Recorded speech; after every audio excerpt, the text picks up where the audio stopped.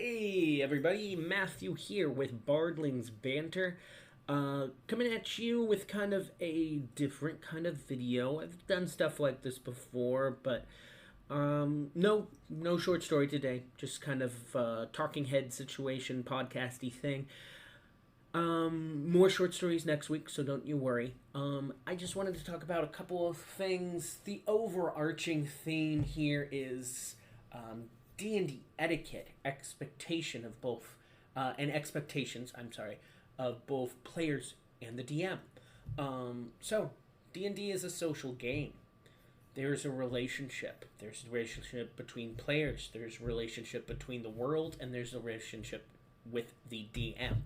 First little note that I have, because I'm just jotting down notes here of things I wanted to talk about, is Session 0.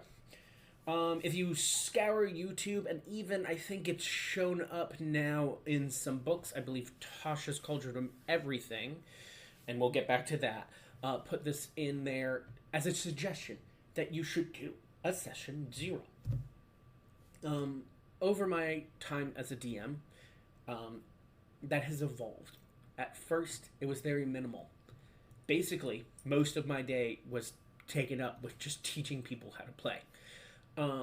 Which is fine. I like it. I love it. It's one of my favorite things to do, to an extent. Um, and that'll be part of the video too. But really, it's talking about expectations. So, I'm just going to tell you what my expectations are as your DM. My expectations are that you come to Session 1. So we're not even talking about Session 0 in this point. Session 1 with your character at whatever level we decide to start at, with whatever class we've kind of discussed. Usually by Session 0, by the end you'll have an idea. And I like to know that beforehand. Most DMs do. Some don't care. Again, talk to your DM. Session 0, we should really be talking about, okay, what's kind of the makeup of the party?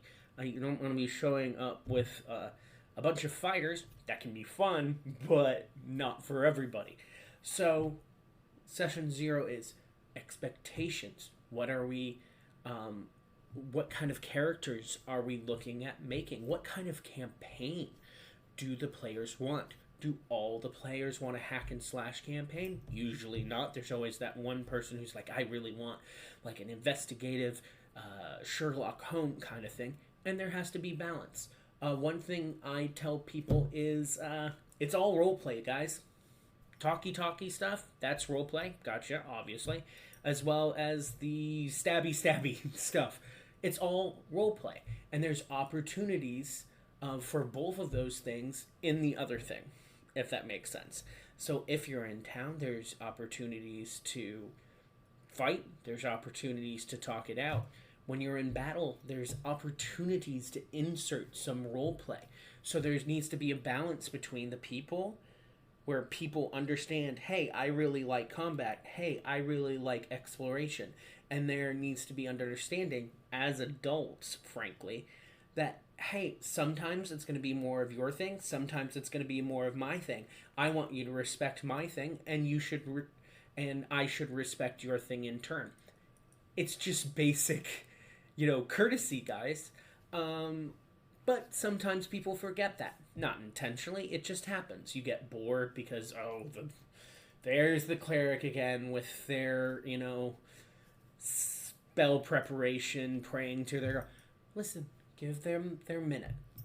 I, as a DM, will stop it if it gets too out of hand. That's my job. My job as the DM is to kind of be the guy who's kind of keeping the balance, but there needs to be mutual respect. That is where everything has to start, and that is what Session 0 is for. So, again, Session 0, what are your expectations for how everyone's going to be playing? What are your limitations? Are there things like phobias? Do you have any real phobias? Are you, for example, my wife, deathly afraid of snakes? When we first started dating, there was a time where you couldn't even say the word snake around her. She would shiver. She hates snakes. There are no snakes in my games. I don't do it. Not because I'm whipped, just because I respect my wife as a human being, and she's definitely afraid of snakes, so I'm not going to put a snake in the game. I'll joke about it, but I'll never actually do it. Do you absolutely hate the undead? Does the idea of zombies touching you just literally put you at catatonic state? I need to know that. So phobias can be a big part of that. To put it a different way in a modern sense, what are your triggers? I know that's kind of become a buzzword and some people are going to roll their eyes, but it's really the best word for it. What are your triggers? I need to know those things because I'm not trying to offend anybody. I'm trying to have fun and I'm trying to make a fun game for you. So that's part of what goes into session 0. Another thing I do that I've actually just started doing, there is a thing, one second, just gotta remember to keep the talent hydrated, guys. There's a thing called aphasia. Now, I'm not a doctor, I'm not a psychiatrist, but my limited layman's understanding of what this is some people aren't able to imagine things in a visual way. For instance, if I say imagine a apple, I want to know, can you literally look into your hand and imagine an apple in your hand? Oh, have you decided whether it's a green or a red apple? Does it have a little leaf on it? Are you able to visualize it? Some people aren't. Some people, we've met them before in our lives, who read books, who try to read books, doing it does nothing for them because they have no ability to visualize their imagination. They might have an imagination, but it's not based on visualization. It's just based on words. To the people who don't do that, like myself, I can't fully comprehend that. But that's how some people think. Some people, with that apple, you say, okay, we'll cut into that apple. Can you smell the apple? You know what? And some people can't imagine smells like that. Crazy, I know. Some people can't do that. Some people can't imagine the taste of an apple or how it feels. Some people can't do that. They can explain it based on their memory, but they can't immerse themselves into that imaginary world. And it's to varying degrees. We're talking, sliding scale 1 to 10. Again, I'm not a doctor, but I need to know as a DM, how well do you visualize things? How well do you, which of your senses do you imagine with better? I'd like to know that so I can help you immerse yourself in the world. So there's people who I know that if I want them to really get into the experience, they need auditory clues. So if you're in a town, I might get on YouTube and play some ambient village noises. So you're hearing, hoof beats in the background, people talking, selling fish, great value for fishing, huh? All of that stuff. Some people need that to stimulate their imagination. Not much I can do for smells, but I can describe smells. You're in a musky cave. You can literally smell the stone and just stale air. No one has been in this cave for possibly centuries. And some people, that is how they immerse themselves. That is the trigger, the gateway that gets them into the world. It's fascinating, really. I love it. It's so cool. So that's one of the things I kind of ask and test for during a session 0. So really, overall, session 0 is What are your expectations? What are your limitations? What are my expectations? What are my limitations? Example, limitations: no physical relationships. See where I'm going with that? Additionally, no PvP. Hey, rogues, don't steal from the party. I also have kind of expectations of the party in another sense as well. I start off all campaigns by basically saying, we're going to assume a couple things.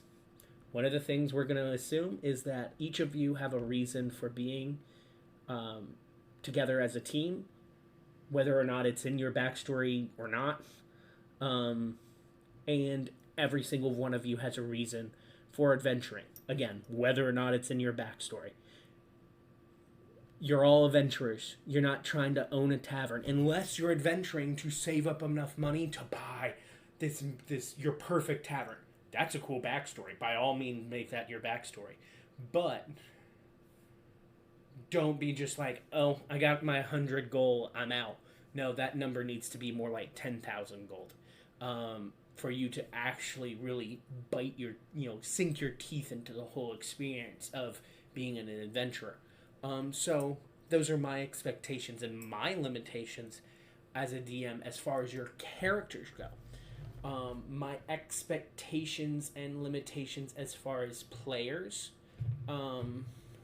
are, I expect you to tell me if you can't show up. Listen, if you go on YouTube, TikTok, or whatever and just look up, people who start a D&D campaign and people just don't show, there's some really sad stuff on there where DMs go all out. They're making food and, elixirs that look like health potions for players and buying them all dice. If you're a new player and you're playing for the first time and you're at my table, I am buying you your first set of dice. It's a good luck thing. And then they don't show up. Nothing's worse. Nothing. It's the same energy of, pardon me, of inviting, all your friends to your birthday party as a kid and no one shows up. It's the same energy. So my expectation is we're all adults here. If you can't make it, tell me. And tell me beforehand. Not an hour beforehand, but I don't know, give me 24 hours notice. Give me something. That's a big thing with me because, frankly, I've been burnt in the past. I don't know if you can tell. Hey. And then, secondly, and this is the big thing that kind of segues into the next bullet point I have, which is know how to play your character. So listen, guys, as a DM, I do a lot of research and planning for the campaign. Usually and this is just how I work, that works best for me, for every hour of campaign time, it's an hour of study time. I put a lot of effort into this because I love it. It's a labor of love. All of this is a labor of love.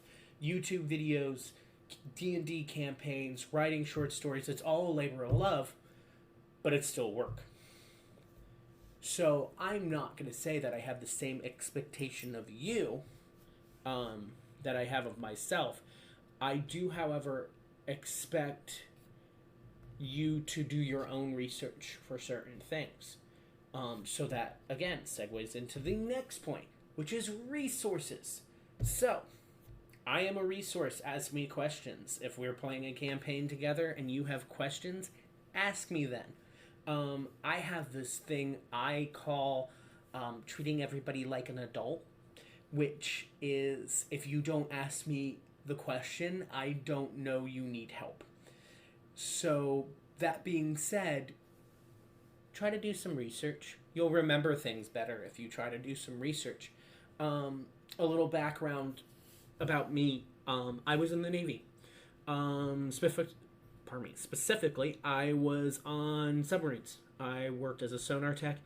And a lot of that is remembering things and rote memorization and research and putting your head in books and trying to find one bit of information about a valve you need to memorize the location of, but you have no idea where it is on the ship, but you have to find where it is in the manual and then go there and then find. It's a whole thing.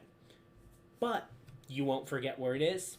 You did the research, so you're going to remember where it is. So when I tell people that they should look things up, it's not because I'm being a jerk.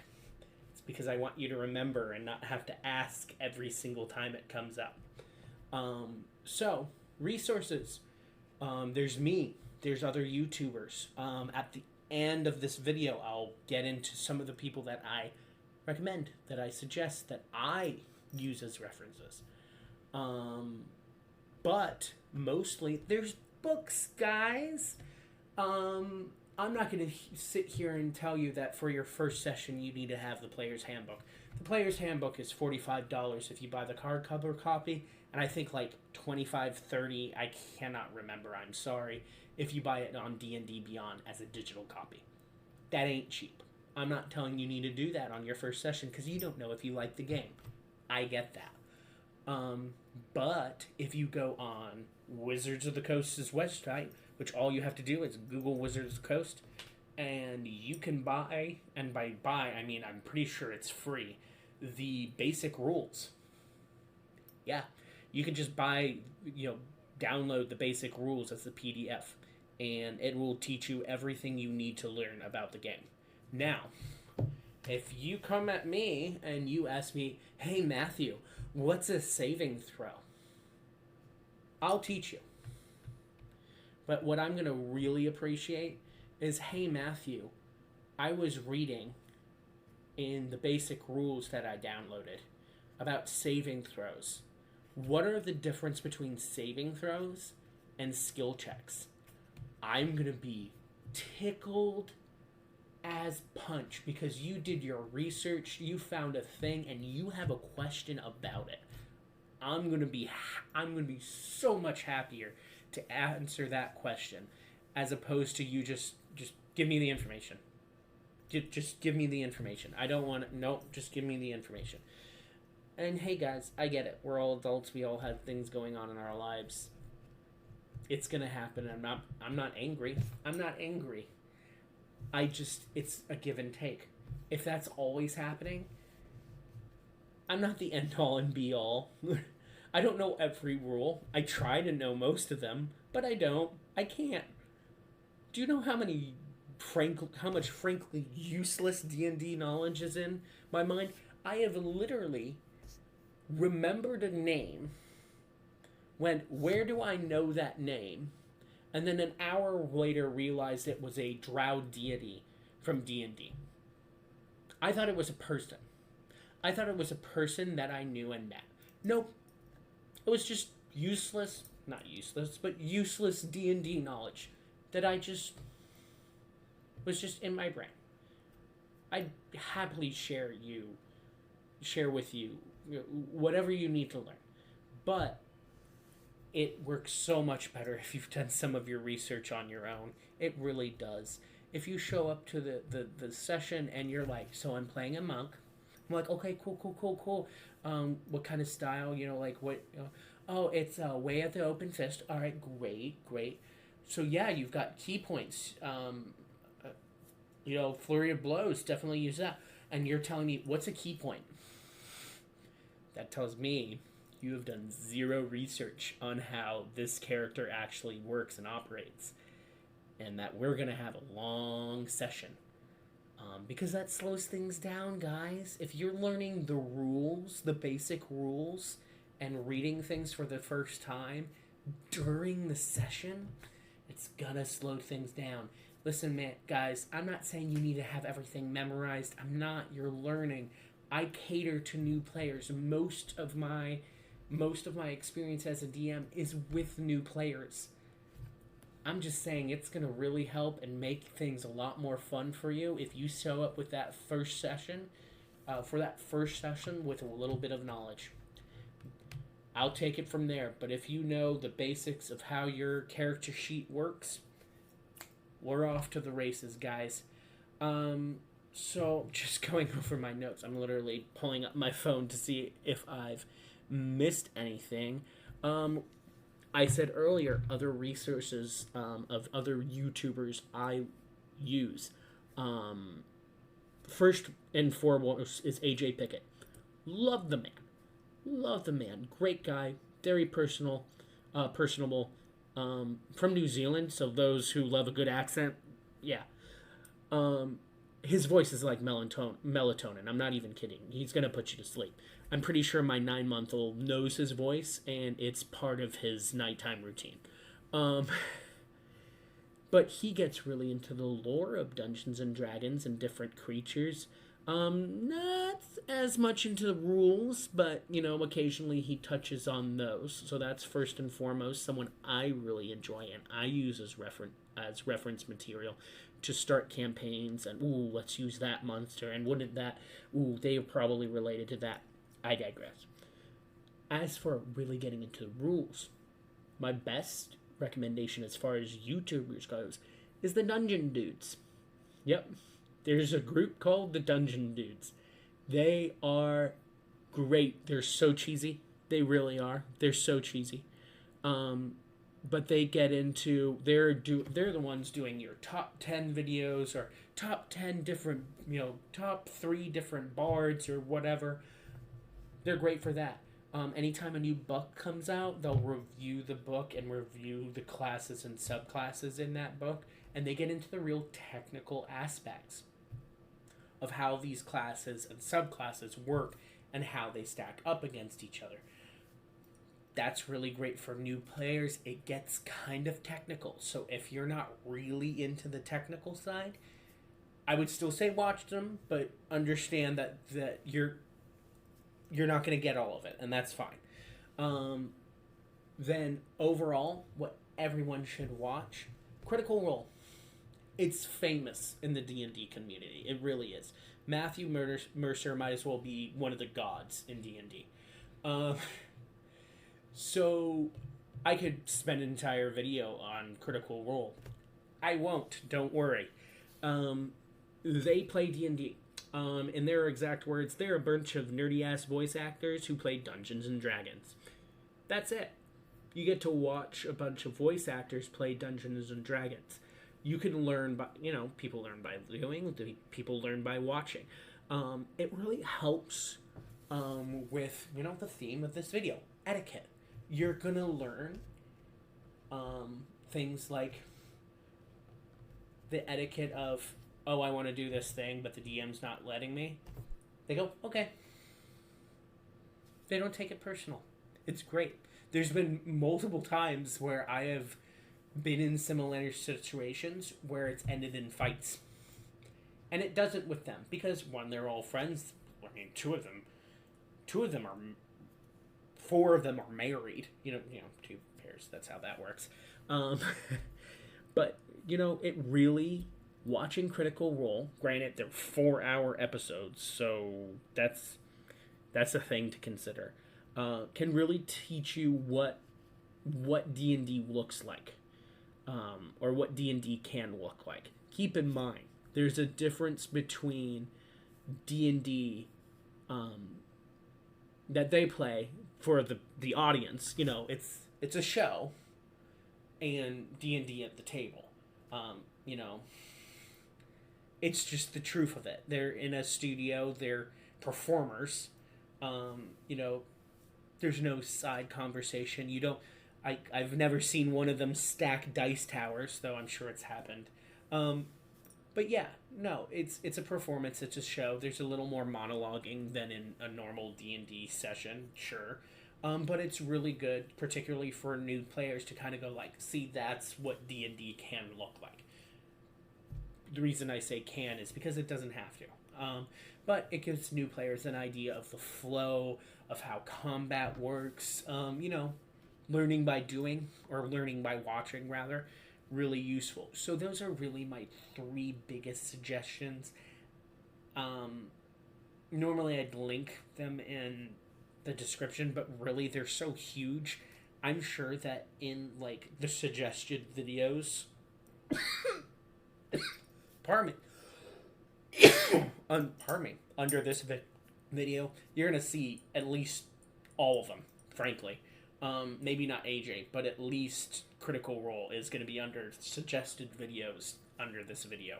Wow, guys, it's been 25 minutes, longer than most videos, I realize. But those are just some things to help new players. So, and DMs. So, kind of a review here. Session 0, it's important, do it. Look into different ways to do it. It's all about expectations and limitations. Scheduling is another thing that happens in Session 0. I might make a whole new video on that. Session 0, do it. Do your own research. Come to your DM if you have questions, but do your own research. Try to come to that first session knowing how to play your character, knowing how things work in a very broad way, and just being prepared. Be prepared, guys. And hey, we're all here having fun and waiting for this person whose turn it is to learn how to play their character so you can swing a sword at the demi-lich. Isn't fun. It's not fun. So, longest video I think I've made in a while, but hey, hopefully guys enjoyed it and got a lot out of it. Till next time, this has been Matthew wishing you all 1d10 worth of inspiration.